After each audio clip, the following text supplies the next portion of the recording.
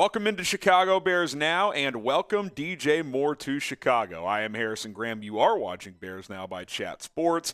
DJ Moore and Ryan Poles held a press conference this morning. They were separate. Poles went first, and then DJ Moore went as he officially became a Chicago Bear yesterday, as all trades that happened prior to the new league year became official, and DJ Moore is now officially a Bear. He is now in Chicago. You absolutely love to see it. Ryan Poles said that he is over the moon to have landed DJ Moore, and it was pretty clear in how he talked this morning that getting him included in the trade of the number one pick was the key to getting that deal done.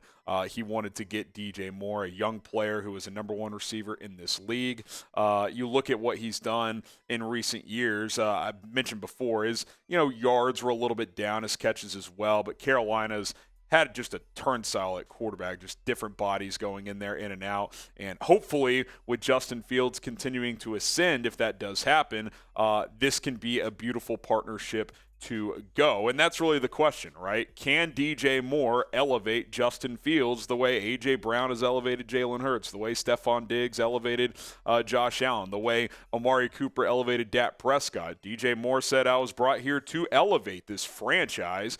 He also added this quote, "Everyone's game will be better with me here."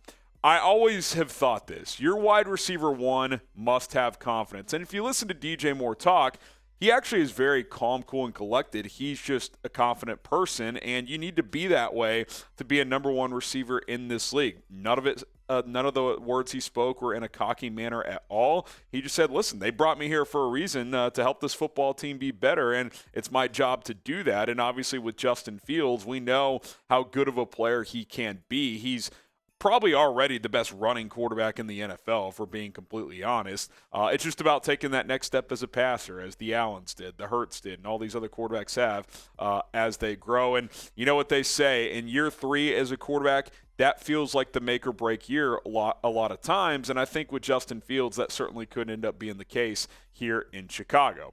I do love that the chemistry is already starting to take place. Justin Fields, Chase Claypool, Darnell Mooney, and DJ Moore were at the Bulls game last night. First of all, just an electric photo. That's number one. But second of all, I like getting these guys together, build that chemistry off the field. DJ Moore says they've been cracking jokes, getting along. So that's something you love to see as well. And he said now it's time to get on the field and get to know these guys as players more and really start to build that chemistry within this Bears offense. If you're excited for 2023, how can you not like this video? Hit that like button if you're fired up for the 2023 season. I think it's going to be a lot of fun to watch this thing develop, watch it grow. It's going to take some time, of course, but I, for one, cannot wait for the 2023 season. If you can't wait, let me know in the comments.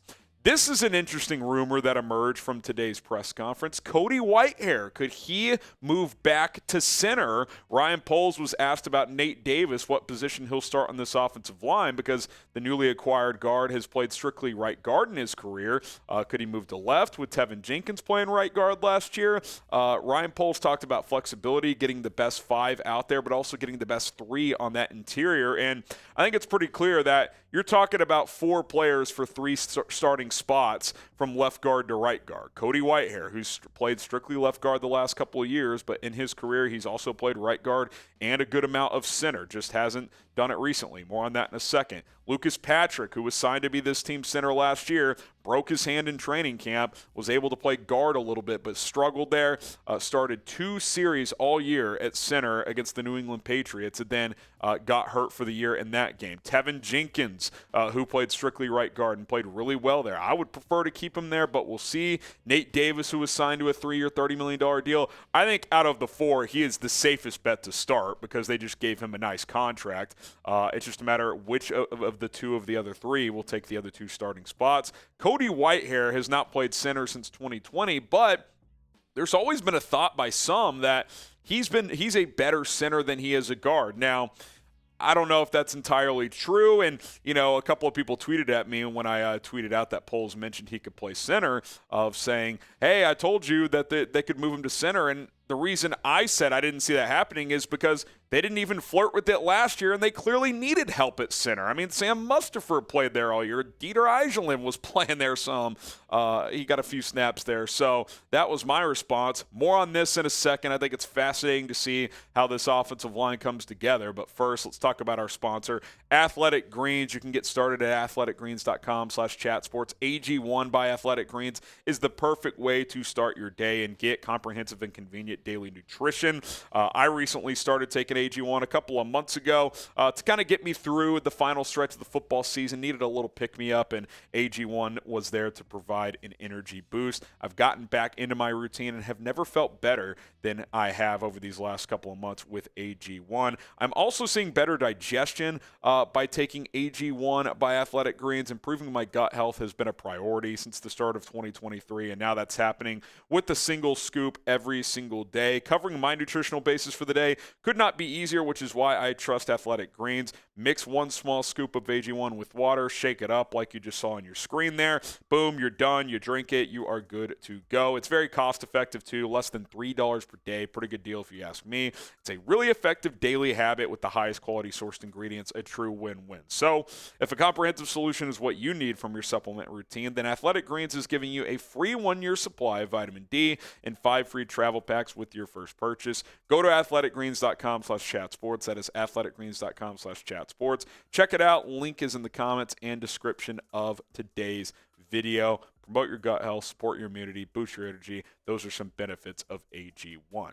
So looking back at this offensive line, I'll just pencil in Cody Whitehair at center because if they keep Cody Whitehair, I got to think he starts. We'll talk about the cap implications of cutting him in a second, but if they keep him, I don't think it's to be a backup. And I'm not moving Teven Jenkins from right guard unless they think he can play right tackle. But, again, I would just keep him at right guard. Nate Davis can go to left guard. And then, of course, right tackle becomes the big question mark. Feels like the draft is probably the answer there for Chicago.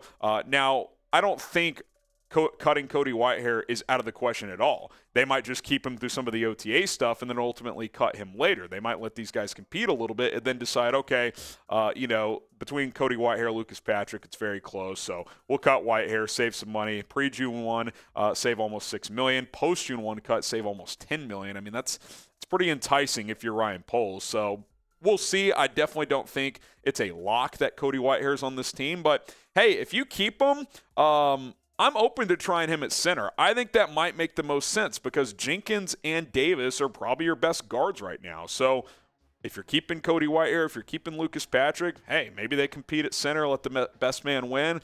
We'll have to wait and see how it all plays out. Now, who do you guys think is the odd man out on the interior of this offensive line? Because only 3 guys can start in the interior. Type CW for Cody Whitehair, type LP for Lucas Patrick, type TJ for Teven Jenkins, or ND for Nate Davis. Who do you guys think is the odd man out? So why no Orlando Brown? Orlando Brown signed with the Cincinnati Bengals, and Ryan Poles had a very simple answer for why the Bears did not sign Orlando Brown, and it's something we've talked about. He said one sentence: scheme match is a big deal there. We've talked about that. That's been the case. Advanced guys who are offensive line nerds have said for weeks and months, Orlando Brown does not fit this scheme. He's not a good enough athlete. He's a bruiser. He can't get out in space. Well, Ryan Poles pretty much just confirmed that. He's not saying he's not a good player. It's just for the offense this team runs, they were not going to sign him. So, again, I go back to this graphic here. I think center could still be someone you draft too, especially if you cut Whitehair. But right tackle is the spot now. And maybe Braxton Jones flips to right and you draft a left. But it feels like the draft for an offensive tackle. That's where it feels like this is heading. And hey, if they love this draft class, I'm okay with that. It's just a bit risky because you don't want to enter the draft with no contingency. Like, I don't think Larry Borum or Alex Leatherwood is a contingency. Maybe they sign kind of a lower level tackle a Jermaine Illuminor, an Isaiah Wynn, someone who could start if needed for a year or two. I thought Illuminor played well for the Raiders this year, but it kind of feels like Poles may want to find his guy in the draft. He wants to build cornerstone pieces through the draft, and he's an offensive line guy, so maybe he's eyeing one of these guys. Paris Johnson Jr. Out of Ohio State, very long arms, prototypical tackle in terms of measurements in the NFL. Peter Skoronski, he's kind of the opposite. Shorter arms, but he's very technically sound. Does Poles think he can come in and start at left or right tackle? Broderick Jones is rising up draft boards. They were at Georgia's Pro Day on Wednesday. Wasn't just there to see Jalen Carter. I guarantee you they were taking a hard look at Broderick Jones and some other guys. Darnell Wright's been rising up draft boards. I think he's strictly a right tackle, at least mostly a right tackle. So if you want to keep Braxton Jones at left, maybe Darnell Wright's the answer. Anton Harrison, I think he's later on, but he could be a guy to plug in and play as well.